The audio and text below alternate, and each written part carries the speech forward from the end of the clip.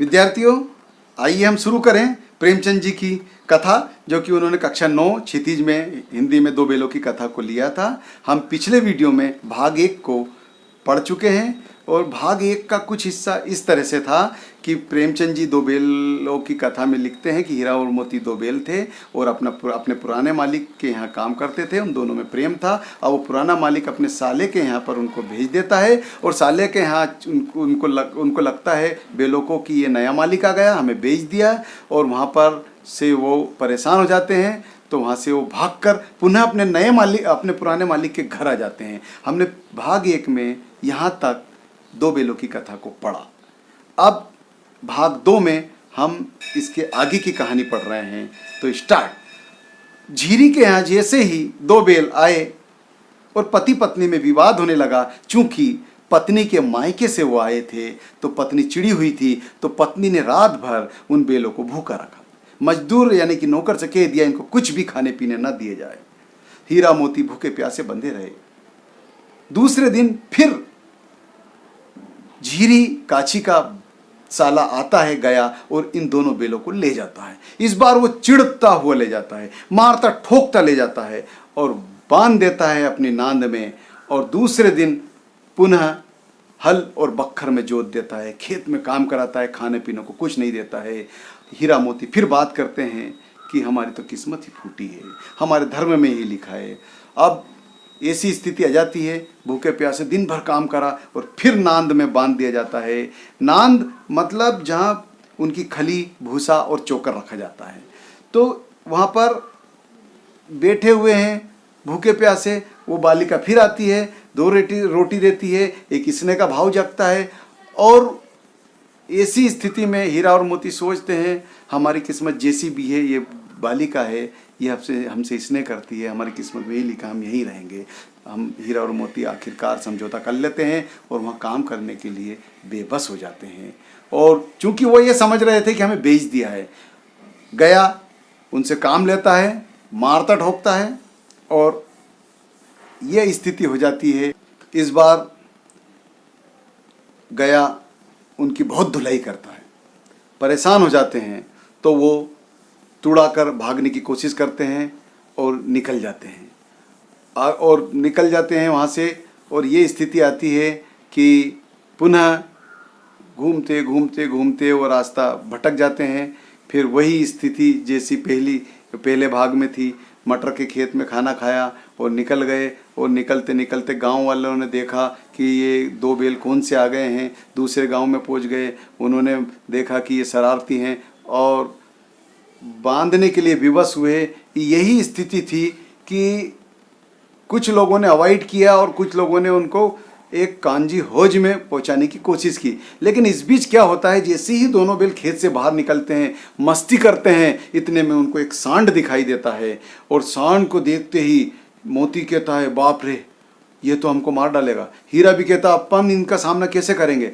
तो दोनों ने बोला कोई बात नहीं। हीरा समझदार था कि हम एक काम करते, दोनों मिलकर, एक पीछे से वार करेगा, एक आगे से वार करेगा। और ऐसी उन्होंने जुगत बनाई, प्लानिंग की, और जैसे ही सांड ने उन पर अटैक करा, दोनों ने एक दूसरे के विपरीत उस पर सांड पर वार करा और सांड को धराशायी कर दिया, चित्त होकर गिर गए। और दोनों विजय के उल्लास में फिर उलझुल हरकतें करने लगे, मस्ती करने लगे, और मस्ती में वो मशगूल थे।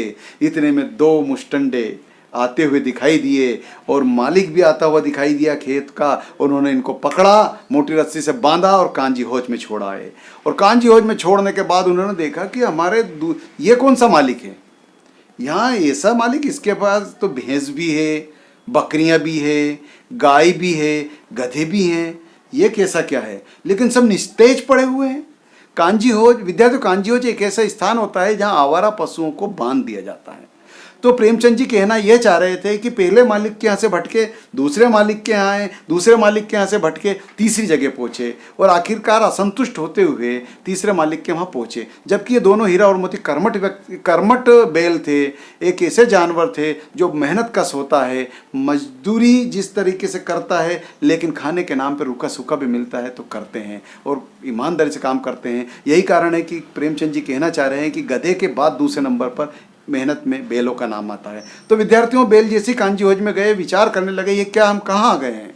हीरा और मोती मोती शरारती था, तेज था, चंचल था। हीरा संवेदनशील था, सहनशील था। हीरा ने इस बार विद्रोह के स्वर बताए कि मोती, यदि हम यहाँ ऐसे पड़े रहे तो मुझे लगता है कि ये जिस जानवर निश्चय पड़े हुए हैं, ऐसी हमारी स्थिति हो जाएगी। 2 दिन हो गए, अभी तक खाने पीने को कुछ नहीं लाया गया। यहाँ का मालिक कैसा है जो अपने जानवरों को खाने पीने को भी नहीं देता है। आखिरकार हीरा ने डिसाइड किया, निर्णय लिया कि ये दीवार को मेरे सींग से मैं तोड़ दूंगा, क्योंकि हीरा भी मुष्टंडा था, मेहनती था, और सींग से दीवार पर बारी बारी से मारने लगा। सींग से मारने में एक तिक्कड़ निकल आई, फिर थक गया। फिर हीरा ने बोला कि मोती, आखिरकार अब तुम्हारी वो ताकत कहाँ गई? जागो, उठो, जहाँ मैंने मारा है वहीं पर सींग से तुम भी मारो।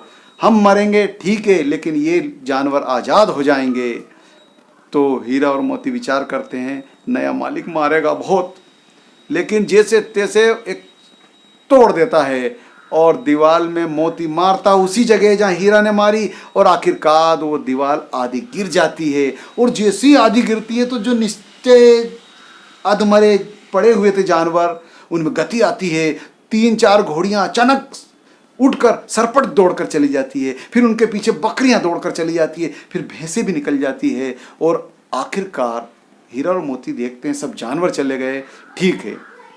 अब देखता है मोती कि ये 2 क्यों खड़े हैं। देखा तो ये 2 गधे थे। उनसे बोला, भाई तुम भी निकल जाओ। तो उनके क्या करेंगे निकल के, फिर पकड़ लाएंगे। तो मोती ने बोला, गधे तो गधे ही होते हैं, इतनी जैसे तैसे दीवार टूटी है, भाई आप लोग भी निकल जाओ। तो निकलने का नाम नहीं ले रहे थे। तो मोती को गुस्सा आया, मोती ने उनको खदेड़ा और जैसे तैसे भगा दिया। आखिरकार सारे जानवर आजाद हो गए। जब चौकीदार आता है, देखता है, ओह ये क्या हुआ, तो हीरा के पैर में रस्सी बांध देता है, मोती के पैर में भी रस्सी बांध देता है। लेकिन यहाँ पर मैं ये कहना चाहूँगा कि जब मोती ने जब तोड़ा था तो मोती शरारती था, हृष्ट-पुष्ट था, तो पहले मोती के पैर में रस्सी बांधता है और हीरा बाहर खड़ा रहता है किनारे पर। लेकिन हीरा कहता, नहीं, मैं मेरे दोस्त को छोड़कर नहीं जाऊँगा। तो ने भाई चले जाओ, वरना वो चौकीदार फिर तुम्हें भी बांध देगा, मारेगा। और आखिरकार वही हुआ, चौकीदार ने उसको भी बांध दिया, दोनों पड़े रहे मरने के लिए निश्चय। और 7 दिन हो गए, कोई खाने पीने के लिए सामग्री नहीं आई और परेशान हो गए, भूखे प्यासे रहे। देखते देखते उन्होंने कहा, अब हमारी किस्मत में यही मरना लिखा है। 7 दिन बाद अचानक बाहर डोंडी पीटने की आवाज़ आती है। डोंडी पीटने की आवाज़ में महसूस होता है कि कोई आया है, और आखिरकार गेट खोला जाता है। अधमरे से दोनों बेलों को बाहर निकाला जाता है और उनकी नीलामी की जाती है। जो भी देखता है चला जाता है। इन बेलों को खरीदने से क्या मतलब, ये तो अधमरे हैं, बूढ़े हो गए, बेकार हैं।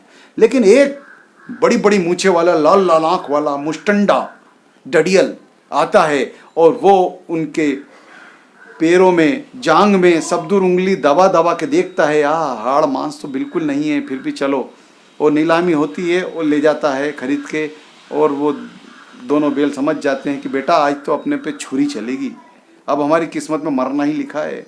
तो उन्हें बोला, ठीक है, हाड़ मांस किसी के काम आ जाएगा, जीते जी तो काम आते ही हैं, मरने के बाद भी काम आ जाएंगे। अब जो किस्मत में है, जिस तरह से भगवान के रूप में वहाँ दूसरे मालिक गया के यहाँ वो बेटी आई थी जिसने, उस बालिका ने हमें 2 रोटी दी थी, इस तरह से हो सकता है भगवान के रूप में यहाँ भी हमें कोई बचाए।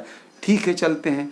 तो डडियल उनको मारता रहता और आगे बढ़ते रहते बेल। उनमें जान तो थी नहीं, कैसे चलते। आखिरकार उठपटांग करते हुए, पाँव पटकते हुए चलते रहे और डडियल उनको मारता रहा। और वो हीरा मोती आपस में बात कर रहे थे, ये कौन सी जगह है, कहाँ ले जा रहा है, ये मारेगा, हमारी किस्मत में मरना ही लिखा है। जीवन भर मेहनत करी, उसके बाद में ये नतीजा, मुझसे तो चला नहीं जा रहा है। इतने में हीरा कहता, वो मोती देख, ये जगह तो वही है, वो ये गायें चल रही है, बकरियां चल रही है। इनको लग नहीं रहा है कि हम भी जानवर हैं, हमारी बिरादरी के हैं, ये कोई हमें ले जा रहा है, ये विरोध करे। पर नहीं, किसी ने विरोध नहीं करा, सब अपने अपने खाने में मगन है। लेकिन मोती कहता है, ये रास्ता तो जाना पहचाना लगता है, यहाँ मैं आ गया हूँ। अरे अपन दोनों तो आए थे, मुझे लगता है ये तो अपने पुराना गाँव है। और थोड़ा और आगे बढ़ते हैं तो पता चलता है कि अपना पहला मालिक झूरी काछी का गांव है, यहीं तो हम रहते थे। उनमें हंसी और प्रसन्नता, जोश, उत्साह, संवेदना और जागरूकता आ जाती है। उत्साह से दोनों जैसे तैसे चलते हैं और चलने लगते हैं, जोश आ जाता है। और आगे बढ़ते बढ़ते उनको लगा, मोती कहने लगा, हीरा भाई मैं अपने इस डडियल को सींग से मार दूं, क्योंकि ये अपना गांव है, हम आ चुके हैं, इसको मार के भगा देता हूँ। उन्होंने कहा नहीं मारो, ये बहुत मारेगा अपने को। और देखते हैं और झूरी काछी का मकान देखते ही खुश हो जाते हैं और दोनों बैल आगे जाके झूरी काछी के मकान के पास खड़े हो जाते हैं बिल्कुल। और झूरी काछी देखता है ये सुबह, ये अब मेरे बैल कैसे यहाँ, और देखता है डडियल वाले को, और डडियल को जो मोती डटकारता है, भगाता है और लात मारता है, तो डडियल सटक कर दूर हो जाता है और हीरा मोती दोनों झूरी काछी के पास आकर खड़े हो जाते हैं। अब झूरी काछी और डडियल में दूर से वाद विवाद होता है। डडियल कहता है मैं लेके आया हूँ। झूरी काछी ने बोला मेरे यहाँ से मैंने किसी को बेचे नहीं है जो तू खरीद के लाया। उसने बोला मैं खरीद के लाया हूँ। ठीक है, तो झूरी काछी कहता है मैं रिपोर्ट लिखा दूंगा, लेकिन मेरे बैल तुझे लाने नहीं दूंगा। और मोती भी भड़क जाता है और उसको दूर बाउंड्री तक भगा के आता है। आखिरकार वो बड़बड़ाता हुआ जो डडियल है चला जाता है और ये स्थिति होती है।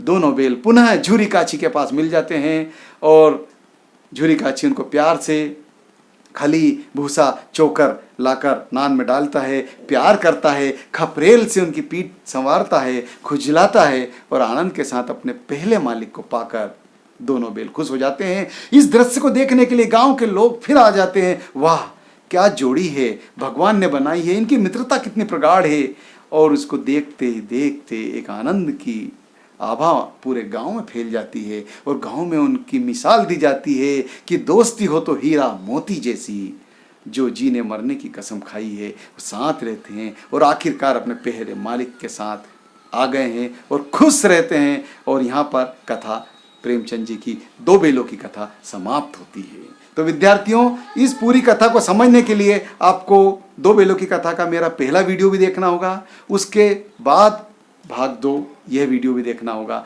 तब जाके आपको पूरा पाठ समझ में आएगा। और बड़े ही सहज ढंग से मैंने समझाया है और आप इसके प्रश्नोत्तर को भी पढ़ें। लेकिन विद्यार्थियों, मैं मोटे मोटे तौर पर संक्षिप्त में ये बताना चाहूँगा कि दो बैलों की कथा प्रेमचंद जी ने लिखी है। क्षितिज कक्षा 9 में इसका समावेश है, स्नातक और स्नातकोत्तर में भी ये ली गई है। लेकिन विद्यार्थियों, यहाँ पर दो बैलों की कथा का समावेश इस कक्षा में करने का यह मकसद रहा कि विद्यार्थी भी इस कहानी को समझे, शिक्षा ग्रहण करें, किस तरह से दोस्ती रखना चाहिए, किस तरह से संगत होना चाहिए, किस तरह से संवेदना होनी चाहिए, सहनशीलता होनी चाहिए। हमें इन बैलों से शिक्षा लेनी चाहिए कि हम कैसे हमारे जीवन में इस कथा को आत्मसात करें और ईमानदारी और कर्मठता के साथ वफादारी निभाएं। यही कारण है विद्यार्थियों कि बैलों को भी बछक के ताऊ कहा जाता है। और प्रेमचंद जी ने बड़े ही सहज भाव से यहाँ पर इस कथा का समावेश किया है इसमें। और यहाँ पर विद्यार्थियों, इस कथा से हमें ये शिक्षा लेनी है कि बैलों को मूर्ख कहना हमारी मूर्खता होगी, गधों को भी मूर्ख कहना हमारी मूर्खता होगी, लेकिन दोनों ही मेहनतकश जानवर हैं, आखिरकार इंसानों से बेहतर हैं, कर्मठ है, मेहनती है। तो प्रेमचंद जी यहाँ पर कथा का समापन करते हैं। धन्यवाद।